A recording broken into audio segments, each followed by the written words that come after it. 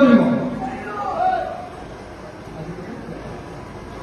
আজি মাৰ্ঘেৰিটাত অনুষ্ঠিত হোৱা ৰাইজৰ দলৰ বিশাল যোগদান কাৰ্যসূচীত উপস্থিত থকা ৰাইজে সংকল্প শপত খাম কচম খাম যে আগন্তুক 2026 চনৰ বিধানসভা নিৰ্বাচনত আমি সাম্প্ৰদায়িক বিজেপি দলক অসমৰ মাটিৰ পৰা উফৰাই পেলাম।